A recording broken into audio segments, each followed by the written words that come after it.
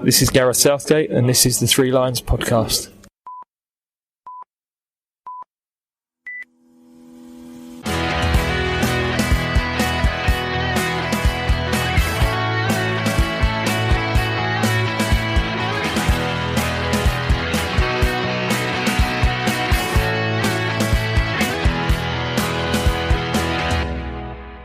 Hello and welcome to the Three Lions podcast. As always, my name is Russell Osborne and I am your host.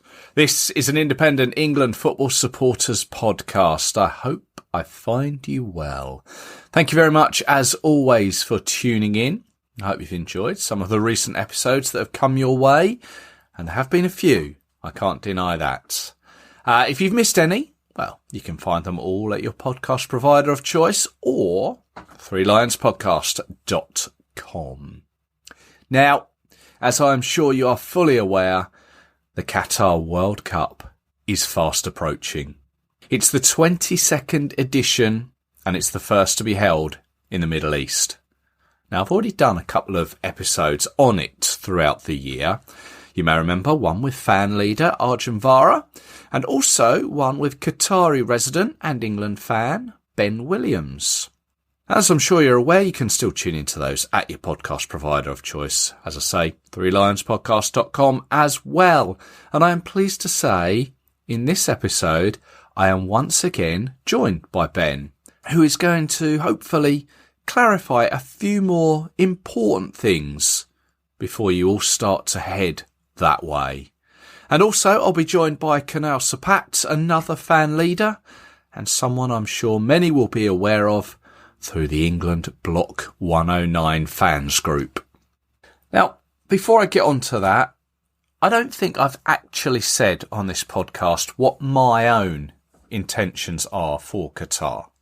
But back at the turn of the year when the whole ticket applications were opening, I made the decision not to go. It's a shame, but it's one I've made for multiple reasons. But in the main, it is the fact that, without giving too much of my own personal information out, I am the primary carer for my daughter. My wife is the breadwinner, as it were. So I'm doing all the daily school runs, that sort of thing. And to go away to Qatar for a week or two and sort of drop everyone in it, looking after her, it's just not feasible. I can't do it. Plus, there is the pure financial side of things. I've not actively sought out the actual costs for it all, but I know at the moment, especially with general living costs, it's just not something I'm really able to do for that long a period. I must admit, the time of year does disappoint me, although I am known as someone who doesn't like change. But to me, the World Cup is traditionally a summer competition. And I kind of look at November, December as sort of a family time, what with the run up to Christmas. But that's something I have got no power over whatsoever, clearly. Obviously, my views won't be the same as everyone else's. But I must admit the idea of giving the tournament to a country with very little football history still, I don't know, it doesn't really sit well with me. But personally, I'd have rather have seen it given to Australia, who are sort of working hard on their domestic leagues. I think they would have seen more of a potential legacy than Qatar will, although I'm open to being proved wrong on that. Having said that, though, I do like the sustainability of some of the stadiums that have been built. But I do wonder if some of these stadiums that have been built and aren't transferable to other locations, I do wonder whether they will become white elephants, all within the small area that Qatar is. And this may seem rather narrow-minded of me, but I've never had the desire to go to Qatar. This, despite me personally, I've been to over 40 countries worldwide. And then there are the documented issues with migrant workers, the LGBT rules. The full facts and reasoning they've just become a little murky over time. And whilst they don't directly affect me, football should be an open game for all and shouldn't be concerns for people wanting to attend. I think FIFA really need to take a long look at themselves. Even the next World Cup, the one in America, Mexico, Canada, 3 countries, 48 competing nations, that's likely to be hard work too. As I said, I really am someone who doesn't embrace change so much anyway. Despite my thoughts there, of course, I want England to be successful come December, and I really do hope all those that are going are going to have a great time. Of course, I will be highly envious when it starts and I'm sitting there in front of the telly. I can't deny that. But yeah, for a few people have asked, those are my reasons for not attending the World Cup. But I do hope to bring you many podcasts and reaction from Qatar, from supporters that are over there. I hope to bring that to you as the tournament goes on. But before that, let's speak with Ben Williams, our Qatari resident, who's going to update us all on just how things are going on over there.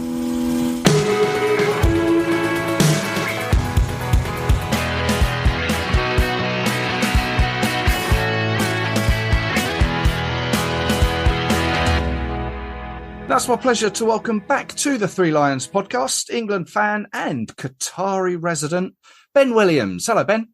Hey, Russell. Hey, how you doing? I'm very well, thank you. How's Qatar this mid-October day? It's getting crazier and crazier now. Is it? Getting busier and busier. Everyone's getting excited. You know, the usual last-minute panics in some lines of work, but everyone's really looking forward to it now, and we're getting closer and closer. All these years of preparation and development, and we're nearly there now. Excellent. Well, the idea, the objective of getting you back on, and once again, I thank you very much. I know people are really interested to hear your expertise from Qatar, is just to go through some sort of last minute situations, scenarios that people may be concerned about or have some little stresses about, and hopefully we can put those to bed, and I'll put some answers to some listener questions towards the end of it. So yeah, once again, thank you for that. So okay, yep. We've got a little list here that we're going to work through. Let's start with the more important things. Let's address COVID, the Etaraz app, and the Haya visa side of things. So what do we know on those? So obviously with the COVID situation and the testing, I know that this is a big concern for a lot of people, testing before traveling. And in an ideal world, all these rules will be removed, but there's still a chance. But let's assume that what is happening as of right now is going to be the situation come November. Yeah. So I think there's a lot of information out there. Some people take some sources, and there's other sources. Even though I think from time to time, even the British government Foreign Office website can often be outdated as well. So my first advice is always for everybody to only look at Qatar's Ministry of Public Health travel advice. Right. This is the official advice. So if anything does change, it'll be updated on there first before anything else. Do we know what that website is? I do. I just search Qatar's travel policy, and it'll come up with MOPH, which is Ministry of Public Health. Right. So if you search that, then it should come on the top of the page. Okay. I know that, for example, when they've changed rules in the past, it's taken a few weeks to appear on, say, the British government's Foreign Office website. So sometimes it's not always, other sources are not always as up to date. Right. Okay. No, that's good to know. So in terms of testing right now, as of today, you have the option of either taking a PCR test 48 hours before your flight departs, or antigen test 24 hours before. This is before the flight departs. This is not, before you arrive in Qatar. This is your scheduled flight time. So if you have a scheduled flight time from, say, 9 a.m. Heathrow Airport, you have to take the antigen test. You have to make sure you take it after 9 a.m., 24 hours before the previous day. Some people have connecting flights. Say, for example, you had a 2-hour layover in Istanbul and you were flying, onward to Qatar. You're only connecting. So the 24 hours still goes from your the time of your very first flight from Heathrow. If you, of course, were entering Turkey, for example, and spending 2 days there, then the 24 hours would then be from the date of your flight would leave Istanbul to come to Doha, because you've already, you've spent some time in that country. That's the antigen option. Then you have obviously the PCR, which gives you a bit longer. It gives you that 48 hours. So you have a choice of essentially one or the other. Most people obviously going for the antigen option is cheaper.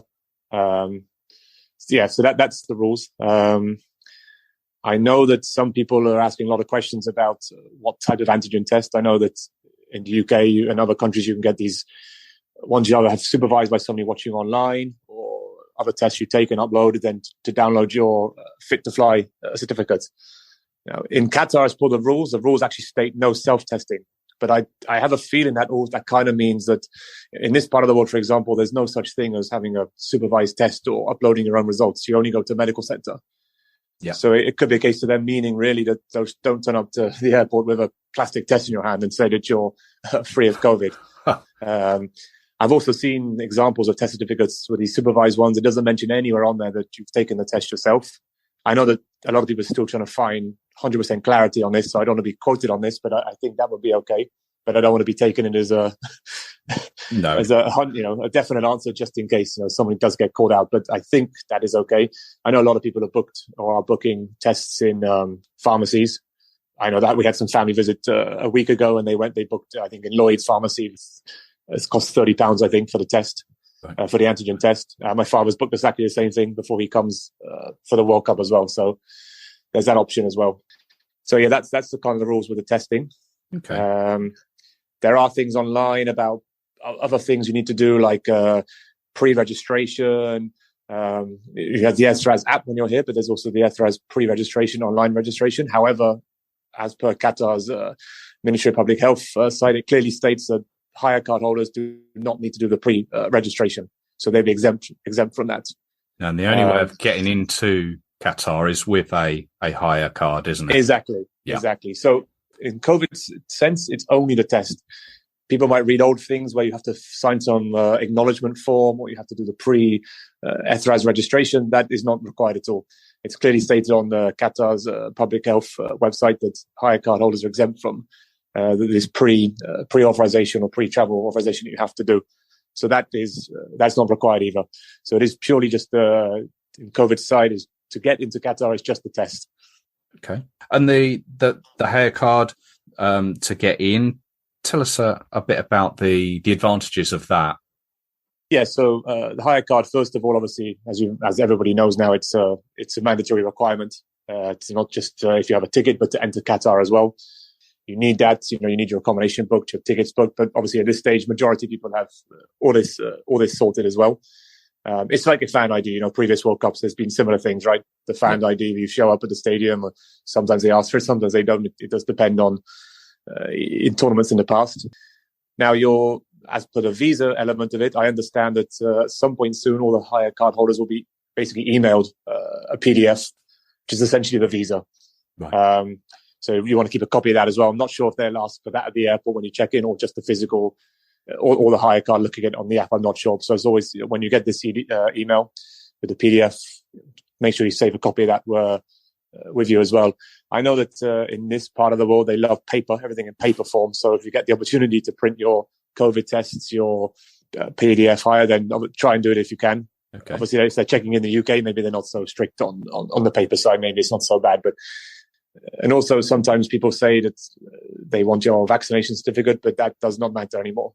Everyone has it's all equal for everybody in Qatar now, whether you're vaccinated or not. But again, if you have, keep the copy of it on your phone or whatever, just in case, because you never know. Sometimes you get some of the check-in agents, they don't always necessarily know the full rules. They might ask for something that you don't actually need. So it's better to have it to be safer than sorry. Better to be prepared. Better to be prepared. Yeah. Yeah, and obviously with the hire, you have this advantage now of when you're in the country, you get the free public transport using the metro. It's completely free then with the hire card. And also recently announced as well that hire card holders can pick up for free of charge a local SIM card as well, which comes with I think it's 2022 minutes, 2022 messages, and 2022 megs of data, I believe, which clever. Is valid for 3 days. But of course, once you've got that, once the 3 days are up, you have the free card. You don't have to pay for it. You can get it as an eSIM or a physical SIM. And I believe you can also pre-order as well. You can pre-order it online as well. So you can just pick it up when you arrive in Qatar. And of course, once those 3 days are up, you can use the app or go to the shop and add some more data if you wish. So it's a handy thing as well for people to have if they want a local SIM. Even just for the 3 days. I believe it only becomes active once you put the SIM in and you connect to the network. So this is Ooredoo as well. Ooredoo is the network. Right. So it's not the day, it's not from the time you arrive, it's from when you set it up. Fair enough. With the Hayya, I believe there's an app to go with it that I think is quite informative, isn't it? Yeah, there's an app on there. I think you can do the application for the website part, but the app is basically it's a digital card as well. You have the QR code on there with everything on there. There's information on there. You have all the links to accommodation, the tickets. I don't think it links properly to the ticket side yet, and there's also there's a PDF, a huge PDF sort of fan guide as well. I think is quite a few pages of information about the stadiums. It's got all the stadium layouts of all the blocks, where the nearest cash machine is in the stadium, where you want to store your baby strollers, all this information, and information about transport as well, to and from the stadiums, car parks, taxi bays, all this information as well. Excellent. Well, let's move on to something that many people are thinking about, and it will sort of come into fact with the weather as well. But the general dress code of what to wear out there to remain respectful for the locals out there. How do we see that? Yeah, so I think a lot of, what you see, a lot of it published in the news, I think it puts people off a little bit or makes people a bit more worried than they used to. We're not in Saudi Arabia, so it's not, for example, I can walk around pretty much everywhere in shorts, and I'm talking shorts that come just above my knee. People say have your knees covered. There are certain places, government buildings, mosques, example, but these are not places that your average tourist is going to go to. There's maybe some more conservative shopping malls, but the general larger shopping malls, entertainment areas, is for men generally is shorts. You're not wearing hot pants, but if you've got shorts that come just above the knee or any further below, this is no problem. You're going to be fine, pretty much fine. I can't really see there being any cases. And again, you're going to have a lot of people as well. They're going to be a little bit more relaxed with these things, I feel, anyway. When you've got thousands of people, and it's a bit warm and they want to spend the day out and about, I think the vast majority of places where people are going to be going, then it's no issue. Yeah. For the ladies, the general rule, you would cover your knees, shoulders, but again, it does depend on where you are. I'd be a little bit more inclined to cover up in some cases, but I think when you're in the fan parks, in the stadiums, it'll be a lot more relaxed, and certainly when you're on a night out, if you're in one of the bars in the hotels, it's not quite wearing the same as what people wear in the UK, but for the ladies, short dresses, this sort of thing is absolutely fine and normal when you're on a night out. Yeah. And obviously coming with wearing shorts generally implies that the weather is good. What's November weather generally like over in Qatar? November you're going to get probably, I think it's on a really, really hot day. If it does get really hot, you might get up to mid-30s, but the likelihood is it's going to be late 20s, early 30s will be the sort of your average sort of daytime weather. Evenings it will cool down a bit. I mean, there's a potential for rain this time of year. There might be some showers. As you get further into the month or into the tournament, into December, I think back to when they had the Club World Cup here in 2019 when Liverpool were playing. Their first game was on December 18th, which would be the same day as the World Cup final. It rained in the morning. And then most people ended up wearing a jacket or jumper in the stadium in the evening because it was actually chilly. But generally, I think most people coming from England, coming from the cold weather, I think even in the evenings, I think, people are going to be in majority in T-shirts, I think they probably only have, the air conditioning on in the stadiums, maybe for the 1 p.m. games, maybe the 4 p.m. games. Hopefully not for the late games. Otherwise, you might find yourself a bit chilly in the stadium. But I think it'll be okay. I think back to some of the Arrow Cup games I was at last year, and evening matches, daytime matches in November. I was in a t-shirt, the whole time. Oh yeah. So I mean, we're talking a bit of sun cream as well. Yeah, a bit of sun cream. In sort of the summertime here, you wouldn't get sunburn as much. It's very hazy, and dusty and cloudy, but not cloudy. But here in the winter time, it's much clearer. The sun is more direct. So yeah, a bit of sun cream as well. Yeah. Yeah. Well, I know in the past when we spoke previously, we spoke about alcohol and that side of things. What do we know more about that, and as well coupled with the fan parks and any other general entertainment that people are looking to do? Yeah, so with the alcohol, obviously, we've always known that we've had it available in hotels. I think we're up to around 60 hotels, maybe licensed hotels now. Some of these maybe have 6 or 7, 8 restaurants and bars within that individual hotel. Obviously, all the talk was always going to be where fan parks, stadiums, what they were going to do. Now we've at least had some confirmation now. We know that the official fan park, there'll be somewhere within that where you can buy alcohol. Obviously, it's FIFA sponsored, so unfortunately, it'll only be Budweiser. And this will not be all day. This will be a timing, I believe, from 6:30 p.m. until it closes, I think, at 2 a.m. This is, I think, they want to make it for the fan zone. It's the main large fan zone. I don't think they want it inclusive for everybody. Families as well, people of all religions. So I think we're a bit nervous about allowing people to drink all day long, if you know what I mean. From 10 a.m. until 2 a.m. And so I think they wanted to put maybe people off, people who are not used to that sort of environment, Yep. We talk about alcohol being available, but for the vast majority of people living in this country, in this part of the world, that's not in their culture. They don't drink, They don't want to be around drunk people all the time. So there's that option for people to have a drink, but at the same time, we have to be respectful of those who don't want to be around it. Yeah. So the fan zone there somewhere. We then talk about, there's multiple now music venues that have been set up. We have some top DJs in the world, around the world coming. I think there's 4 music festivals set up now. I think 1 or 2 of them, I think at least 3 of them will have alcohol available.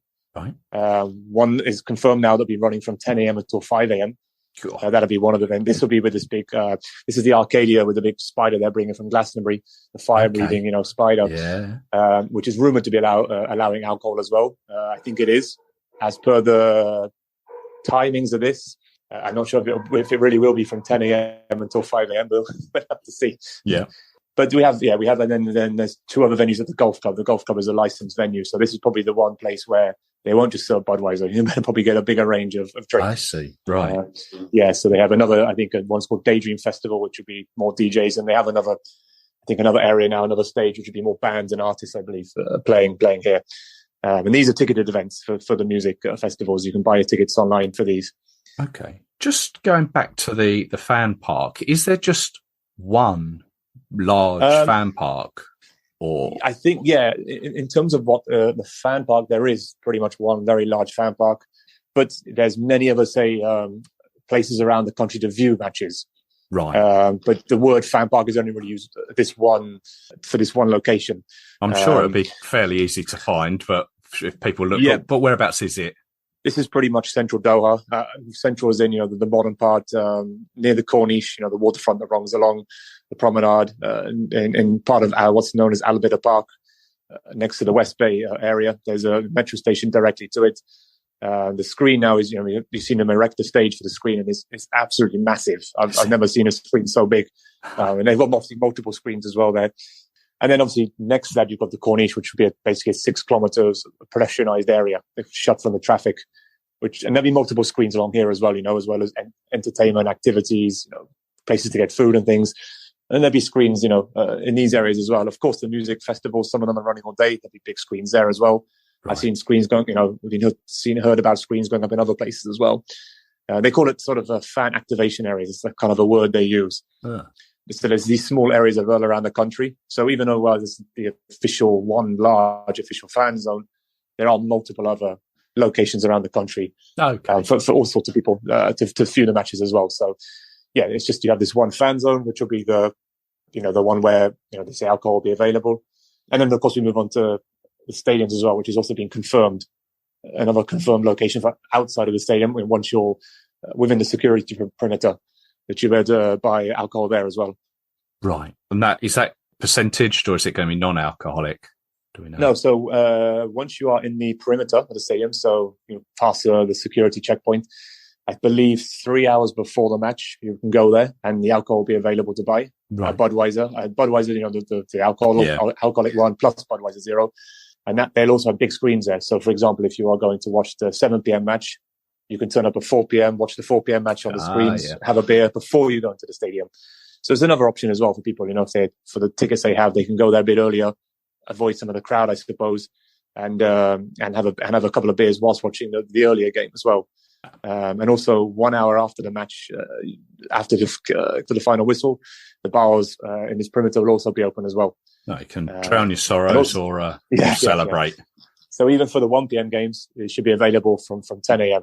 Once you're in the stadium, once you actually go through the turnstiles and you're in, then the alcoholic Budweiser will not be available. So not like previous tournaments where you've taken it to your seat. This will not be available. It'll only be the Budweiser Zero once you're inside the actual stadium. Yeah, in view of the pitch.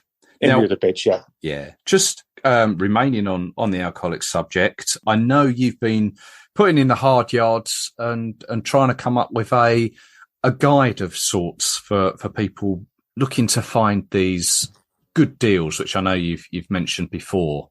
Yes. So I've been putting together the last sort of couple of months now, basically trying to put together a guide of sort of the best happy hour deals, the best, I'd say best value for money brunches, other drinks deals as well.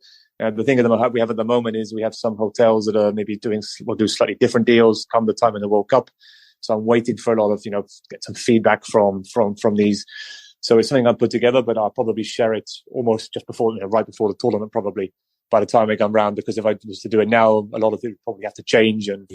But I'm trying to help out with people, I say that some places have happy hours, for a few hours a night. Certain days of the week, they might have happy hour for the whole day, So we're waiting to see if these sort of deals will still be around or some might change.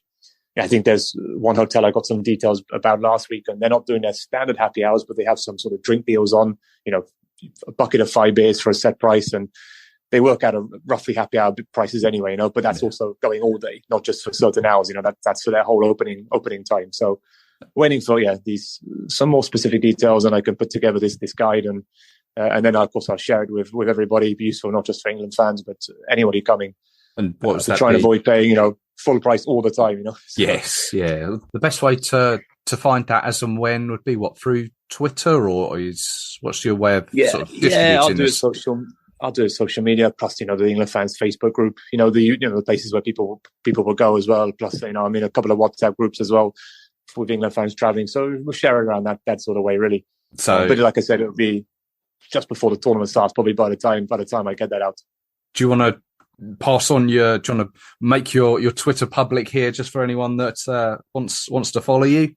My Twitter is actually my Twitter name is expat_Ben, but I don't think that's my handle. But I've got it here. It's at Ben Williams 1985. That's the one. Yes, the one. Yeah. Obviously, I'm actually I'm a bit more prominent on Instagram, which is just expat_Ben. But Twitter, I'll probably mention on there as well. Plus, like I said, I've posted on the England fans Facebook group as well. Yeah. Okay. Great stuff. Look forward to that one. Let's move on to accommodation. What do we know on that? Because I know there's been various stories about what sort of accommodation is available and how to get that. I know many people have probably sorted that out, but you never know that people might be leaving it to the last minute. Yeah, I think, as you said, majority of people now, I don't get so many questions now with accommodation. The majority of people have their accommodation. I in the past was having many questions about, is this a decent area and etc. But right now it seems to be that most have. I do still believe that they are still releasing some accommodation from time to time. So it's not like now it's completely all gone or there's only the really expensive stuff available. Some of the fan villages they've been building and all these sorts of things now. I think there's was potential for some more as well, if required. I think that's right. The word. If required, and they still have some alternate, backup plans to add some more if needed. But I still think people are looking, and there are. I think they're adding now a third cruise ship, but this will not be booked for the accommodation side. I believe this will be booked for the cruise ship company directly. But yeah, we've recently announced a third cruise ship will be coming as well. Okay, that's good. Your occupation out there, you're involved in the train infrastructure, I believe. Yeah, I work for Qatar Rail, so Metro. Yep, Metro has been my life for the last 10 years. Yeah. So is it all up and running, and are you happy with it? Yeah, I mean, the Metro has been operational since 2019 anyway, so it's not like the Metro has just come, like some of the other stuff is brand new, but this has been running, and the operational side of it is fine. We've had some big test events with, think back to the Arab Cup last year. I mean, okay, not as many days, but there were days where we had full stadiums, exiting and entering, the metro directly from the stadium before and after matches. So there's been the multiple test events. Obviously now we're working on things like crowd control, around the stations, on the outsides, everything. So I think, people are still going to have to expect, to maybe queue, say after a match, but it's like anywhere in the world, if you're leaving a 60,000 seater stadium, you're not jumping straight on the train after the match, right? It's going to be, but I think you've got the advantage now of being able to stay in the stadium for another hour if you want a couple of drinks. So you don't necessarily need to rush off. And of course, with the gates opening earlier, people can, probably be a staggered arrival for people as well. We have things like floor sensors on the turnstiles, so the turnstiles will be open. During the floor sensors will count the number of passengers, so you won't have to go and scan your car necessarily before or after a match when there's bigger crowds. To help with the flow of the crowds. Plus, large number of volunteers there. You've got the crowd control, outside. So I think it'll be okay. From time to time you'll have to queue, but we're positive that everything will run smoothly. Excellent. Sounds good. Sounds like it's been organised down to a T from what you say there. I mean, just if people are not taking the train, are there other ways of getting around the country? Yeah, so you've obviously got the buses. There's this, I think there's thousands upon thousands of shuttle buses running from a lot of the fan zone, the main fan zone, plus other fan areas, some accommodation areas to the stadiums and around the city. I believe they even have stadium to stadium buses as well. So if you're going to say the first and the third match in the day, you can get a bus directly from the first stadium to the third stadium. Okay. In between. So there's a huge amount of buses, running to and from stadiums and to the fan zones and other areas as well. And then, you've got the regular taxis as well. There's some areas, dedicated roads that are just be for taxis, which will hopefully speed it up a little bit. You've got the regular meter taxis, you've got Uber, and then there's also another company called Kareem, which works in the same way as Uber. And these also have the same. I was in an Uber the other day, and they have a permit, on the windscreen, which will allow them to go into the special taxi lanes, and park outside the stadiums to pick people up. So you have, you have the taxis is also a good opportunity as well. Maybe, for example, when England play up in Al Bayt, for the USA game and potentially knockout matches, which is obviously out of town. Taxi might be a better bet, to get a bit quicker to get to and from. Yeah. Okay. That's good. Well, let's move on and round it up with the time we've got left with just some questions that people have sent in. Hopefully we can just put some answers to these. Thanks to Sam Farley. He writes a couple based around free time. Firstly, what are the best things to do in your free time in Doha, which aren't shopping malls, stuff like museums, cycling? Are there any sort of small towns, areas in the rest of the country that are worth a visit? And third and finally, any info on local Qatari food? Yeah, so I mean, in terms of things to do, it's not just all about shopping malls, which some people think. We have things like, let's start with outside of the city, for example. There are a number of towns, small sort of towns and villages, some fishing villages, some small sort of forts and these sorts of things. Potentially could be worth hiring a car for a day or two to go and see some of these places. Sort of to the north, you have Al Khor, not too far from Al Bayt Stadium, mangroves and things like that there. So, some water sports and activities like that would be quite a good thing to do, or something a bit different, rather than being, inside the city. And also a lot of fans are doing things like desert safari trips as well, on the dunes and things. I know that some of the companies are trying to charge a little bit more in some cases, but I know some guys have managed to get some reasonable deals, reasonably priced trips on these things as well. Inside the city, things like museums, there are lots of things like that. I believe there's something called a Qatar One Pass, which they're releasing, which is kind of, I think they have different packages, and it will give you things like free passes into museums. I think some discounts on restaurants as well, and a few things like that as well. Some other exhibitions as well. So it could be worth having a look at that sort of stuff as well. Yeah, good idea. And yeah, local food, local Qatari food. What's on the menu? Qatari food, it's things like, think of something along the lines of meat, slow cooked meat, with rice and vegetables, served in sort of large, platters, large trays. quite commonly people would sit on the floor, eating it with their hands. Things like lamb and sometimes fish and goat as well from time to time. And that's sort of one of the sort of classic sort of Qatari dishes, and you'll find it in places like the souk. If you want to try and try it out. Of course, there's obviously lots of Arabic cuisine as well from within the region. Whether it's Egyptian, Lebanese, Sudanese, anything like that. All sorts of quite a range of cuisines. Yeah. I mean, this might sound incredibly barbaric, but can you get ketchup over in Qatar? I know many English people. You can get everything, everything but pork. Everything but pork. Of course, yeah. All cuisines here. Even if I get a takeaway here, the choice is it's immense. Just everything, almost everything you want. So there's certainly plenty of choice, whether you're a fast eater or not. Whether you want to do simple McDonald's or you want to try something a bit more exotic, everything is here for you. Good stuff. I know Ian Ratcliffe also sent us a message just about COVID related and dress code. I know we've covered that. Yes. So yeah, hopefully that we've answered that one for you, Ian. Matt sent us a message. I mean, it may be something that crosses their mind. Dry cleaning. Are there laundrettes over in Qatar? There are laundry services. Yeah. I'm trying to think back to when I very first moved in. For the first 2 months I was on my own, and in the apartment I was in, there was a dry cleaner where I sent my shirts every week for work to be clean. But of course, people staying in places like apartments and villas, of course, you'll have, or hotels. It's all going to be there. I'm thinking more about the fan villages. I'm not so sure. Well, that, I mean, it's probably in the description somewhere on the accommodation site. Yeah. I like to think that they've catered to these sorts of things. Off the top of my head, I'm not sure, but I like to think that this sort of stuff is available. But I'm not. I'm sure England fans not too fast as long as they can get somewhere to running water, right? So turn them inside out. We've been to worse places, right? Yeah, exactly. Just one final thing before I let you go. England fans obviously like to take their flags and show off the flags all around the stadium. Are there any restrictions that you know of that come about with flags that have been mentioned by the authorities? In terms of taking the flags, I think there is a size limit, and once it's beyond the size limit, there is a form you have to essentially apply to take your flag into the stadium. And I know a lot of people have been doing this.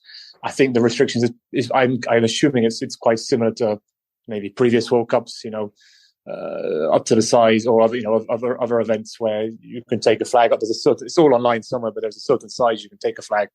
And I know that other people have been applying. I think you can email the Supreme Committee, or people have copies of the forms. You put the dimensions, I think a picture of the flag, and what games you want to take it to. And I think once that's approved, you could take that to the stadium, and they'll let you hang the flags. So you'll see all the England flags up in the stadium like you would any World Cup.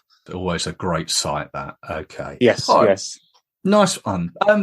Ben, many thanks for joining us, not just this time, but the time before as well. I know many England fans have appreciate your input and little insights as to what it's like over there. And yeah, all I can say is I wish you a fantastic World Cup. It must be amazing it's a home World Cup almost for you. Essentially a home World Cup where I'm going to get to go to not just England games, but I think that's the beauty of it. A lot of people coming here. I know a lot of England fans, 10, 20 plus games they're going to. Wow. Because it probably never happened again. In this, where you can go to so many. So we talk about things to do, but a lot of people are going to be spending all half their time in the stadium. So. Yeah, that's very true. Yeah. Well, but I'm happy to help. Happy to answer questions of people still leading up into the tournament, during the tournament. Like I said, we're already excited now here, and very much looking forward to it. Oh, I wish you all the best, and yeah, let's hope that England can win it.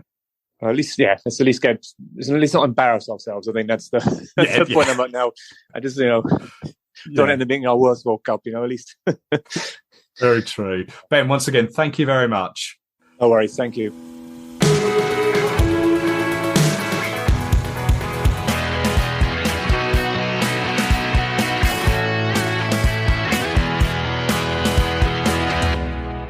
Now, it's good to welcome back to the Three Lions podcast, Chelsea and England fan, Kunal Sapat. Kunal, you all right, mate? Hello, how's it going, mate? Very well, thank you. Obviously, we know you from Block 109 as well. That's right. Yeah. Now, you recently went to Qatar as a fan leader. How did all that come about? So, I've been part of this fan leader network since early in the year. I think last year, the Qatar World Cup organisers launched this fan leader network. I think they had the idea to sort of engage with fans throughout the world earlier on, and to get people involved in this tournament. Yeah. I think my name was put forward, and then I sort of, got selected, went through the process, and have been getting various bits of information, about the World Cup from the organisers. I've got other friends who are, doing the same thing as fan leaders. And then I think towards the end of August, they announced that there was going to be a fan delegation event in Doha early September for, selected lucky fans. And I was just fortunate enough to be selected as one of them after applying to attend this delegation. I went over to Doha for 4 days, and it gave me a little bit of a sort of a taste of what's to come in November. Okay, let's start at the beginning. Sort of how easy, or the beginning of your trip, how easy was it to get into Qatar? What did you have to do? Because obviously people are talking about the COVID requirements, as which I've been speaking with Ben Williams about. But how did you find it? At the time I went, I had to do a PCR test, within 48 hours before flying. I think the requirements have now changed, and I think a antigen test 24 hours before will be all right by the time it comes to the World Cup. Yeah. But I did have to go to a test center to get the PCR test done. I couldn't do it at home. It wasn't one of those I could post off. I went to a center somewhere in London, got it done, and I had to make sure that was all in place before I was flying. That was one part of it, but the other part of it, I think Qatar have this thing called Ethraz, which I guess is their sort of version of a COVID app.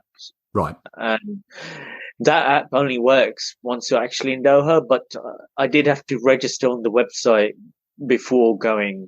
When I landed in Doha, they did check the documents from that registration, I think, on arrival. But in terms of the app, I only was able to register and sort of use the app after I was in Doha, because I think you need a sort of local Wi-Fi or local number. Well, actually, it worked with my normal English number, but I did need to be connected to local networks to be able to register on the app. And that app was, I guess, when we went to different places, like entering hotels or some restaurants, some of those places they were asking to have a look at that app. Right. They didn't ask everywhere, but they asked in a few places. So I don't know whether that will change or not by the time it comes to the World Cup, but when I went, it was required in certain places. Okay, fair enough. Good to know. Obviously, you've been out there with is it the Haya visa? Yeah, so when I went out there, I required the app to go to the match I went to there, which was the Lusail Super Cup. However, the time I went there, the Haya acting as the sort of visa and entry permit, that wasn't active at that point. That comes into play at the start of November, I believe, ahead of the World Cup. So between the start of November and I think probably in January or something, that will act as a visa and entry permit into Qatar. When I went, I needed to go through the normal visa requirements, which was arranged by the Qatar Supreme Committee, who had organized it for the fan delegation. We had to send our documents, and they sent us the various entry permits and requirements that we required. So the slight difference in what will happen when we go in November, because we will be required to have the hire card.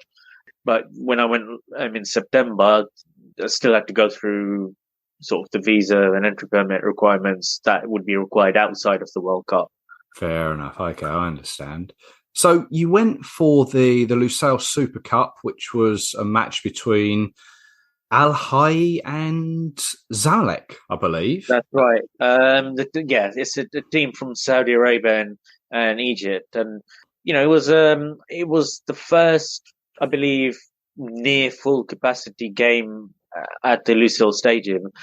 It was a good atmosphere. Both teams were up for it. They'd brought a number of fans over, and it did give a sort of a bit of a taste of atmosphere what it could be like during the World Cup. Obviously, it'll be slightly different, but just see the stadium where the World Cup final will be held, and to sort of get an idea of the logistics. That was interesting to see. So, what were the logistics? I guess of you getting into the ground? Was it straightforward? What did you have to show? Any documentation to get in? ID? So it was 3-step process. So when we got to the stadium, the first thing that they asked for was our Ethraz app, which was the COVID app, which I was just talking about.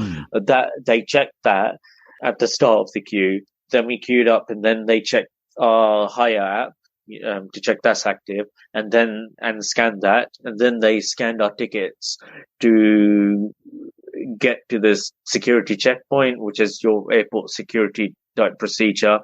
And once we were through that, we were sort of in the perimeter around the stadium where there were some kiosks, some music being played. Oh, yeah. There wasn't a lot there for the Lusail Cup. There was some kiosks and there was some music, but there was a lot of empty space, which during the World Cup, there will be a lot more going on, with a lot more kiosks and a lot more, I guess, entertainment and things going on around the surroundings of the stadium. Right. But this process, from the point of the Ethraz app being checked, High app being checked, ticket being scanned, and getting through the security check and queuing up, that on that day it took me about 20 minutes, give or take.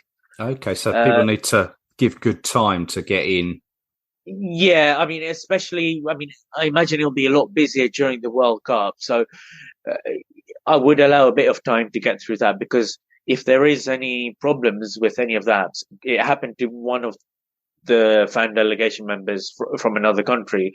His High app wasn't working, and he had to go to the help desk which they'd set up for the Hire, and we didn't see him till about 10 minutes before kickoff, because even though it wasn't that busy in terms of problems for High app for people, it still took them a bit of time to sort problems out and to get in. And I imagine during the World Cup there might be others with technical problems or their phone, issues on their phone or whatever.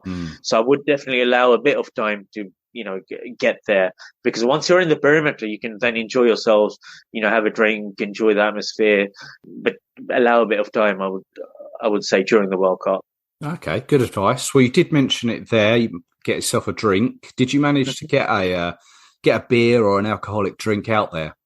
Not at the match, because at that match they weren't serving any. But I did manage to get drinks at bars, outside the stadium, sort of away from the stadium. I believe during the World Cup there will be bars around in the perimeters of the stadium, in the official kiosks, so there will be some beer. During my trip, I did manage to get some beer and have some drinks, but this was mostly in sort of bars at the hotel we were staying at, and a couple of other bars which we visited whilst we were there. Okay. Well, I know as well, seeing from some of your social media posts, that you managed to get to a couple of other grounds. I believe did you get to the ground where England will be playing Wales? That's right. So on one of the days, we got to have a tour of the Ahmed Bin Ali Stadium, which is the stadium where England are playing Wales. So got to go in, have a walk around the stadium. Nice. Have a look. We went in the changing rooms. We went around. I had a sort of an idea of where the England fans will be located based on the tickets I think I've been allocated. And it seemed a good, good sized stadium, decent, modern stadium, a good access to the metro from that stadium, actually. All right. Yeah. And I believe there was a shopping mall not too far from that stadium, actually. So, I mean, all the stadiums are different, but I believe this stadium was quite accessible. If you're getting there by public transport, or if you're going around nearby areas. And yeah, this was, the stadium seemed set up, in the right way, for the England-Wales game, but also the other games that will be at that stadium. Oh, good to know. Accommodation. Obviously, you've spent a few nights out there. Was the accommodation you had sort of accommodation that's going to be used during the tournament? What was it like? How did you find it? So, where I stayed during my stay was one of the big hotels, which will be used during the World Cup as one of the accommodation options. However, I know that during the World Cup, there's varying costs in the different accommodations. There's apartments, fan villages, hotels. I suppose the hotel that I stayed in probably during the World Cup, I guess it would be probably one of the more costly options during the World Cup, but it is one of the options. And it was, it was a hotel that was quite centrally located. So, you're quite near to everything. Easy access to metro, easy access to, a number of popular spots. So it was a good location in West Bay area of Doha. But yeah, during the World Cup, as I said, it may be one of the costlier options. The other options in terms of accommodation, apartments, fan villages, I actually did sort of see from the outside one of the fan villages that was being built. The location was good. It was being built, so it was in progress, but it was getting there when I went past there. Overall, I don't know if you've ever been to Qatar before, but overall, what was your general experience? How did you find it? Well, it's the first time I've been to Doha. I mean, I've been to other places in nearby countries, but I've not been to Doha. First of all, it was very hot, so bring a lot of sun cream. It might be a bit cooler in November, but it'll certainly be warm. Like myself, if you like to have a beer or two, I would say this will be a different sort of World Cup in the sense that in a lot of places, to get a pint of beer was, I guess, a bit more expensive than what we're used to. Yeah. But what I did discover is that there are a lot of places you can go where they do have deals, and it would probably be best to stick to those sort of deals during the World Cup when they have happy hours and sort of various different deals going on. In terms of how it is in general, I found the locals or the people I did meet to be quite friendly. I met fans of the other countries who were part of the delegation when everyone was excited for the World Cup. So I think the fact that everything's close together and there'll be all the fans in close proximity, that could create a good sort of party atmosphere. And, the locals that I came across were, they were quite friendly.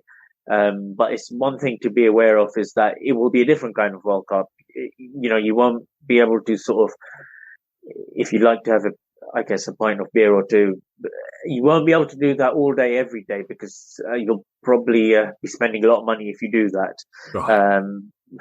But there are deals out there, and, there are a lot of other things to do. Like whilst we were out there, we went on a desert safari, which was a good and unique, different experience.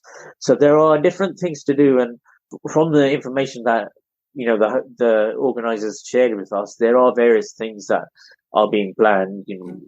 We're still seeing different information about various ongoing festivals and activities that are going to be happening during the World Cup. So it'll be interesting to see the end product when it comes to November.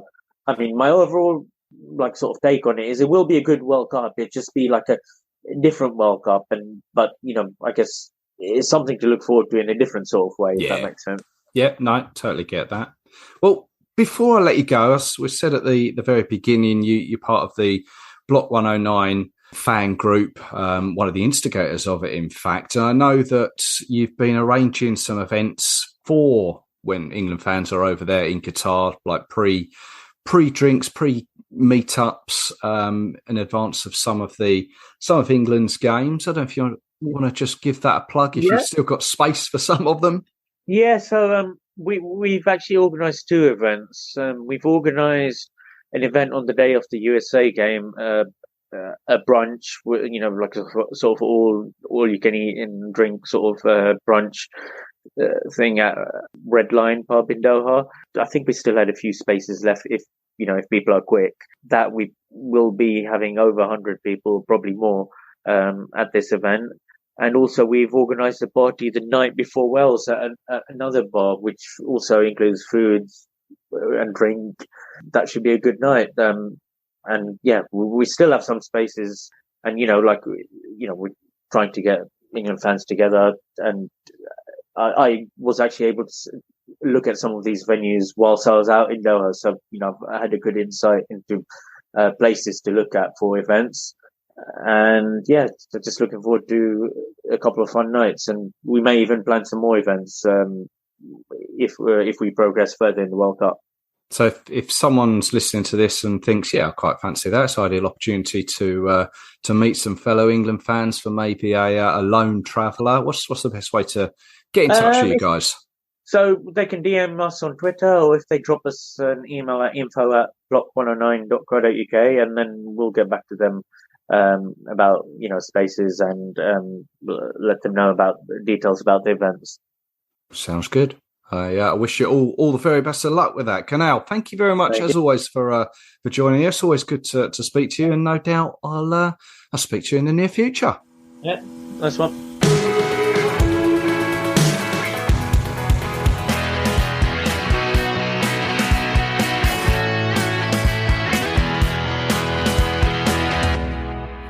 My many thanks go to Kunal Sapat there, and also to Ben Williams for his time. Very much appreciated.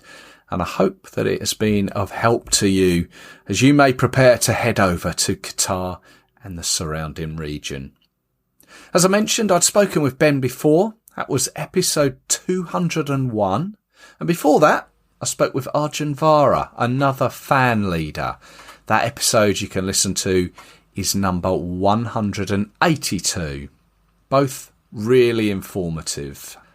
I'm fairly confident that the tournament will be a huge success. Let's be honest, FIFA can't afford for it not to be. As I said, despite my reservations, I will be highly envious of all those that are going. So I wish you safe travels, and please, go on, come home with a trophy.